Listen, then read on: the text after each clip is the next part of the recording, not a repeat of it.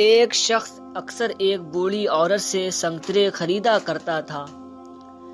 وزن و پیمائش اور قیمت کی ادائیگی سے فارغ ہو کر وہ سنترے کو چاک کرتا اور ایک دانہ اپنے منہ میں ڈال کے شکایت کرتا کہ یہ تو کھٹے ہیں، اور یہ کہہ کے وہ سنترا اس بوڑھی عورت کے حوالے کر دیتا۔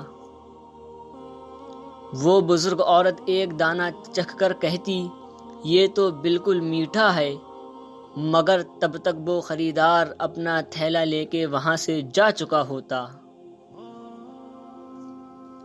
اس شخص کی زوجہ بھی ہر بار اس کے ساتھ ہی ہوتی تھی۔ اس کی بیوی نے پوچھا، جب اس کے سنترے ہمیشہ میٹھے ہی نکلتے ہیں تو یہ روز کا ڈرامہ کیسا؟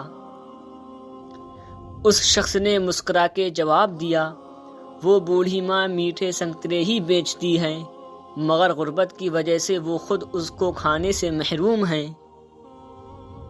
اس ترکیب میں ان کو ایک سنترا بلا کسی قیمت کے کھلانے میں کامیاب ہو جاتا ہوں، بس اتنی سی بات ہے۔ اس بوڑھی عورت کے سامنے ایک سبزی فروش عورت روزانہ یہ تماشا دیکھتی تھی، سو وہ ایک دن پوچھ بیٹھی، یہ آدمی روزانہ تمہارے سنترے میں نقص نکال دیتا ہے اور تم ہو کہ ہمیشہ ایک زائد سنترا وزن کرتی ہو، کیا وجہ ہے؟ یہ سن کر بوڑھی عورت کے لبوں پر مسکراہٹ کھل گئی اور وہ بولی، میں جانتی ہوں کہ وہ ایسا مجھے ایک سنترا کھلانے کے لیے کرتا ہے، اور وہ یہ سوچ بیٹھا ہے کہ میں اس سے بیگانی ہوں، میں کبھی زیادہ وزن نہیں کرتی۔ یہ تو اس کی محبت ہے جو ترازو کے پلے کو بوجھل کر دیتی ہے۔